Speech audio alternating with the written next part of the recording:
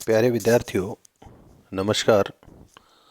आज हम विद्यापति के महत्वपूर्ण पद और उनका अर्थ जानेंगे।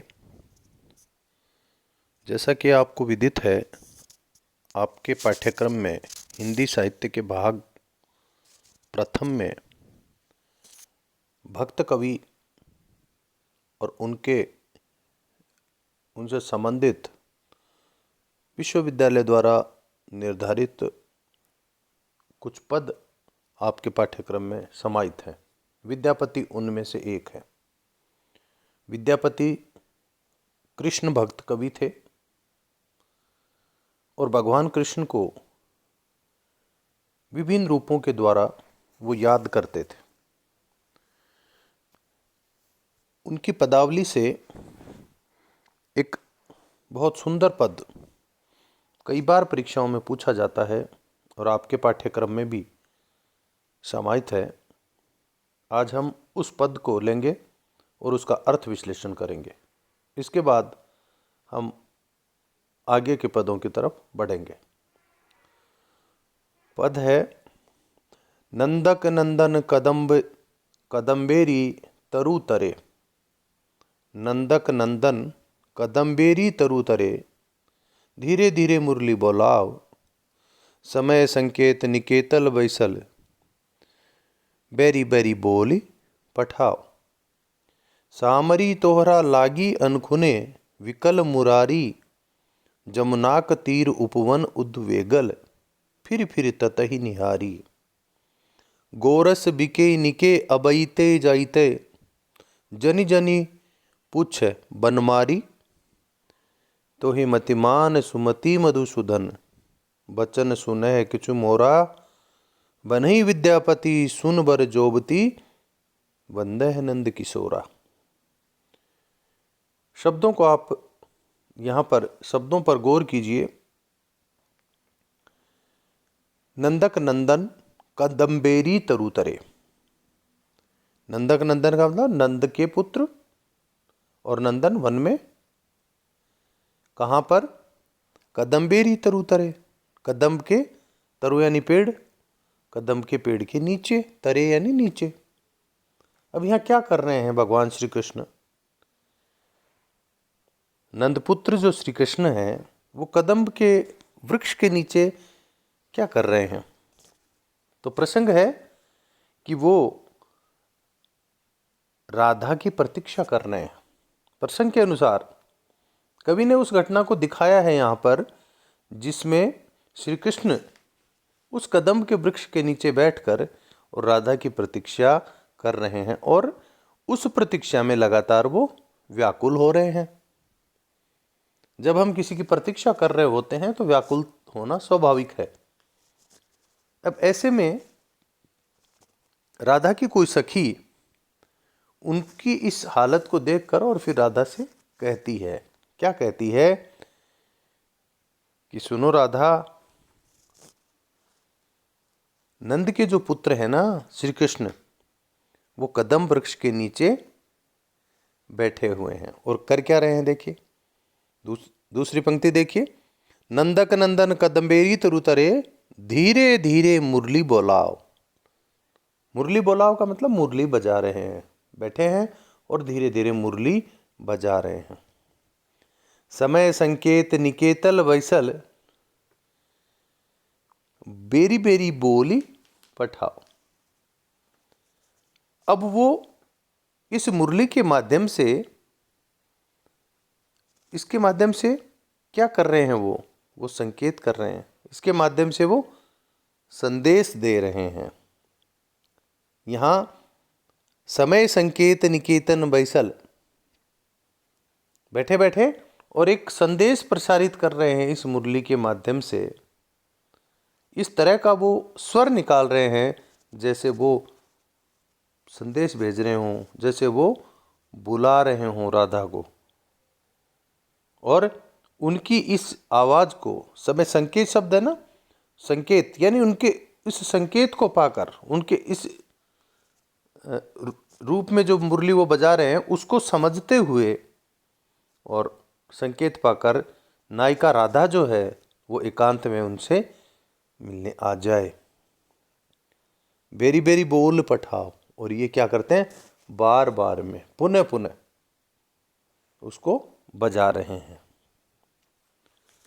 इसके बाद में सामरी तोहरा लागे अनुखने विकल मुरारी, कि मैंने उनको जब देखा तो स्पष्ट लगा, मुझे एकदम स्पष्ट मैंने महसूस किया कि वो तुम्हारे अंदर जो अनुरक्त हो रहे हैं ना, तुम्हारे अंदर जिस तरह से वो डूबे हुए हैं। सामरी तोरी लागी अनखुने, यानी सारा का सारा उनका जो ध्यान है वो तुम्हारे अंदर लगा हुआ है, इसलिए वो बेचैन भी हैं।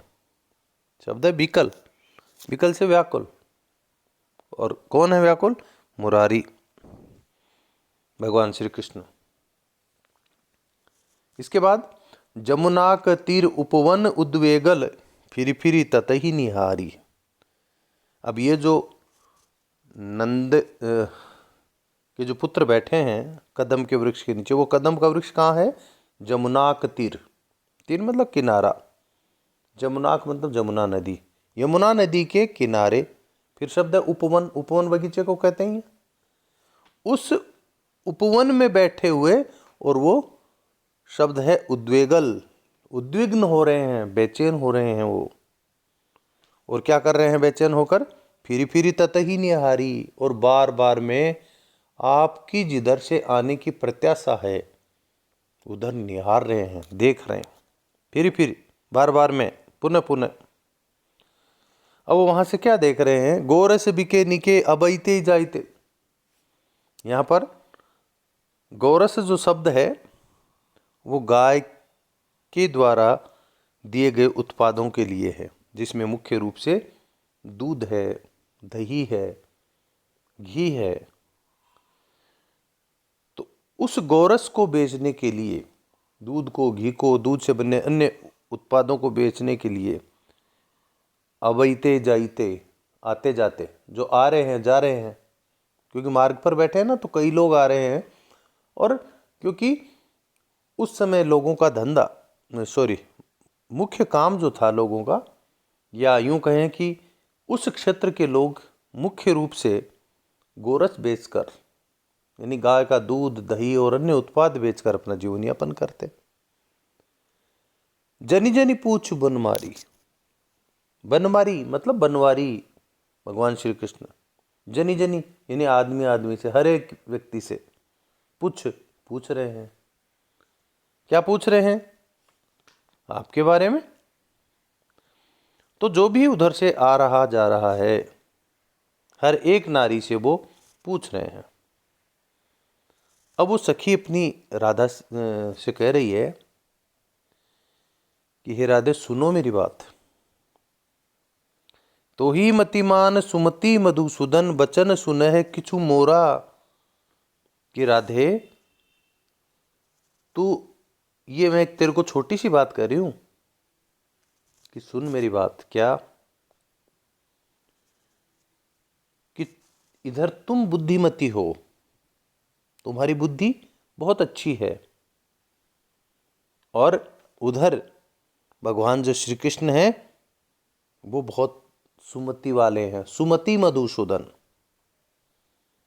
तो ही मतिमान, यानी तेरी मति को तो हमने मान रखा है, तेरी बुद्धि चातुर्य को हम स्वीकार कर रहे हैं। और उधर मधुसूदन जो हैं भगवान श्री कृष्ण, वो भी सुमति वाले हैं।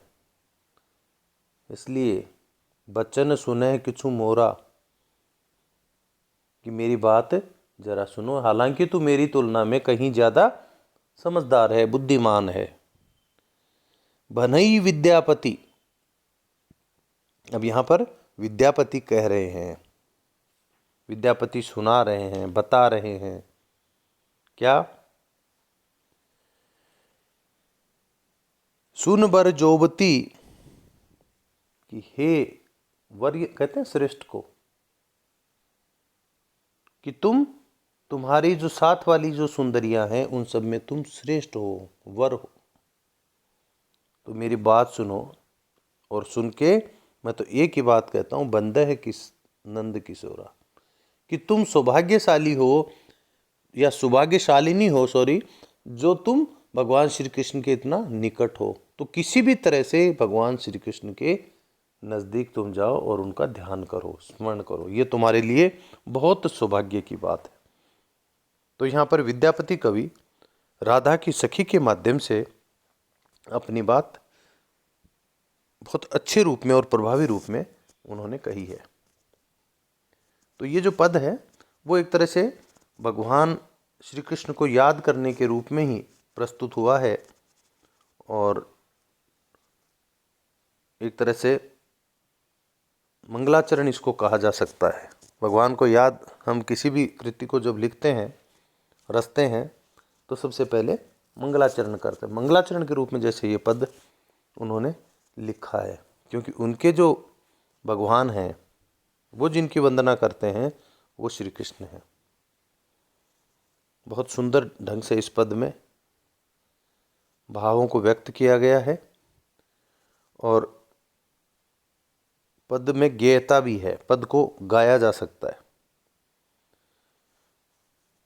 अब यहाँ पर अगला पद, इस पद को बहुत अच्छे ढंग से आपको तैयार करना है, क्योंकि बार बार में परीक्षा में पूछा जाता है। दूसरे पद में क्या है, वही विद्यापति और उनकी वही पदावली, उनकी विद्यापति जो पदावली है उसमें से ही ये पद भी लिया गया है। और यहाँ पर वही नायक के रूप में, श्री कृष्ण नायिका के रूप में वही राधिका, और राधिका यहाँ पर श्री कृष्ण को रोक रही है मुरली बजाने के लिए। अब श्री कृष्ण की जो मुरली है वो हर कोई सुनना चाहता है, तो स्वाभाविक रूप से हमारे मन में प्रश्न उठता है कि भगवान श्री कृष्ण की मुरली को हर कोई सुनना चाहता है और यहाँ पर रोका क्यों जा रहा है। तो उसका कारण देखिए, स्पष्ट अभी हो जाएगा। पहले पद देखिए, सुनु रसिया अब न बजाऊं विपिन बंसिया, बेरी बेरी चरनारविंद गही, सदा रहब बनी दशिया, की छलहूँ की होएब सो नहीं जाने, वृथा होएत कुल हंसिया, अनुभव ऐसन मदन भुजंगम, हृदय मोर गल डसिया, नंद नंदन तू सरल न त्यागब, नंद नंदन तू सरन न त्यागब, बरु जग होय दुर्जसिया, विद्यापति कह सुन वनिता मणि, तोर मुख जीतल ससिया, धन्य धन्य तोरे भाग ग्वारिनी, हरि बजो हृदय हुलसिया।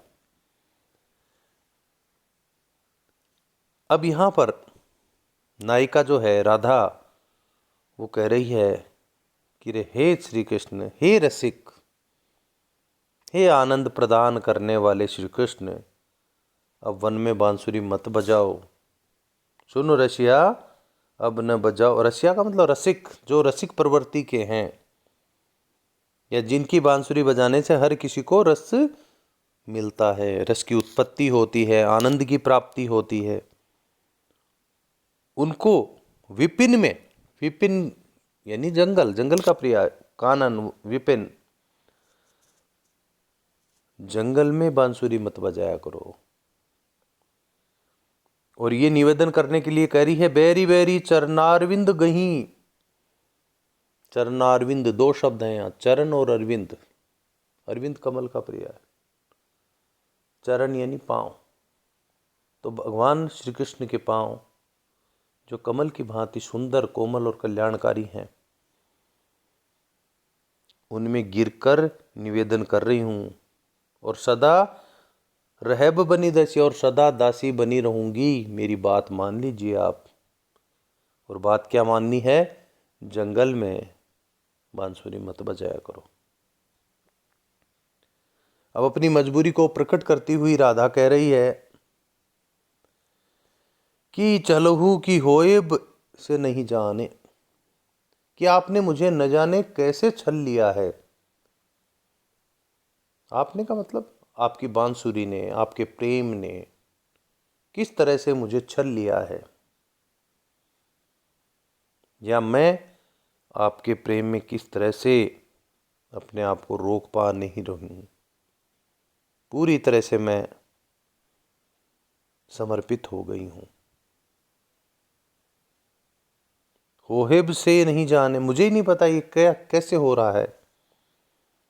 और ऐसा होकर वृथा होए तो कुल हंसिया, कुल मतलब खानदान के लिए ये जो कुछ हो रहा है, जिसमें मैं मजबूर हो गई हूँ, लाचार हो गई हूँ, बांसुरी की आवाज़ सुनते ही मैं उसके पीछे भाग रही हूँ, ये सब सुनकर और मेरे पूरे खानदान में मेरी हंसी उड़ाई जा रही है।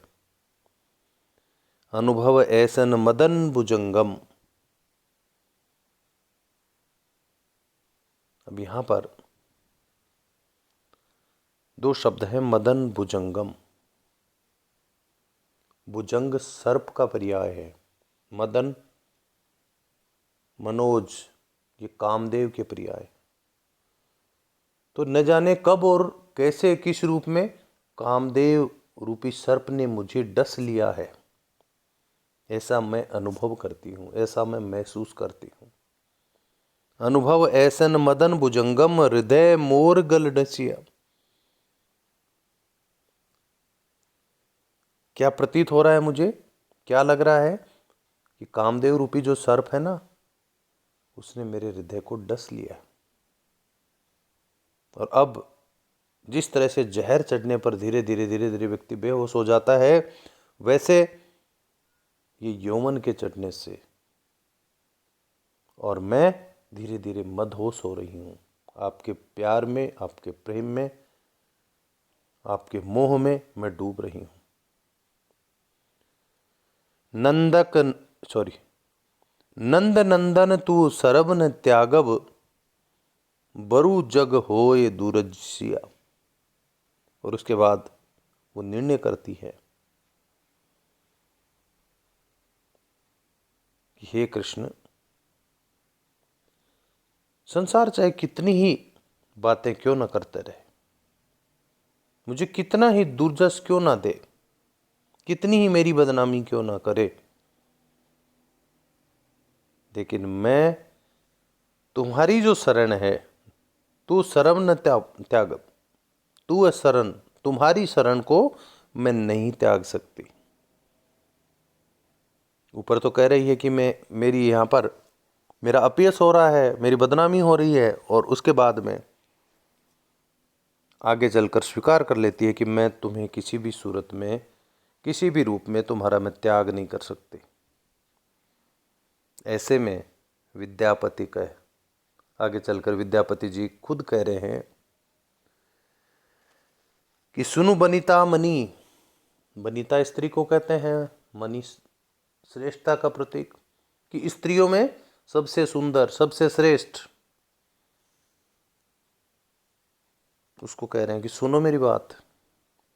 तोर मुख जीतल ससिया, कि तेरा जो मुंह है ना, तेरा जो मुख है, उसने तो चंद्रमा को जीत लिया है। यानी इतनी सुंदरता है कि चंद्रमा भी तुम्हारे सामने फीके पड़ गए। और वैसे यहाँ पर चंद्र श्री कृष्ण के लिए भी प्रयुक्त है।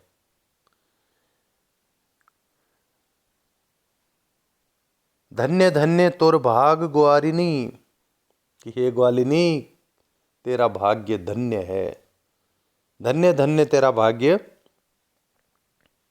इसलिए अब खुश रहो, हृदय में हुलसिया, हृदय हुलसिया का मतलब हृदय के अंदर खुशी रखो, उल्लास रखो, और भगवान श्री कृष्ण के भजन करो। हरि भजू हृदय हुलसिया, भगवान श्री कृष्ण के भजन करो और प्रसन्न रहो। तो यहाँ पर हमने देखा कि अंत में, पद के अंत में आते आते और इस निष्कर्ष पर वो पहुंचती है राधिका कि चाहे कितनी ही मेरी बदनामी क्यों ना हो जाए, कामदेव रूपी सर्प ने मुझे डस लिया है, तो मैं अब तुम्हें नहीं छोड़ सकती, तुम्हारी शरण में ही रहूंगी मैं, उस शरण को मैं कभी नहीं छोड़ सकती। और फिर विद्यापति कह रहे हैं कि आपने तो कमाल किया, आपने तो चंद्रमा को जीत लिया है। और तुम बहुत भाग्यवाली हो ग्वालिनी, इसलिए अब खुशी मनाओ। कोई कुछ भी सोचे, उल्लसित रहो, उल्लसित हृदय से भगवान श्री कृष्ण के भजन करो। तो इसके अंदर हसिया डसिया दुर्जसिया स्पष्ट रूप से अनुप्रास है और रूपक प्रस्तुत किया है कि किस तरह से जिस तरह से सांप काट लेता है और सांप के जहर चढ़ने से व्यक्ति किस तरह से बेहोशी को प्राप्त होता है। तो अनुप्रास रूपक अलंकार यहाँ पर प्रयुक्त हुआ है और पद के अंदर गेयता भी है, पद को गाया जा सकता है। धन्यवाद।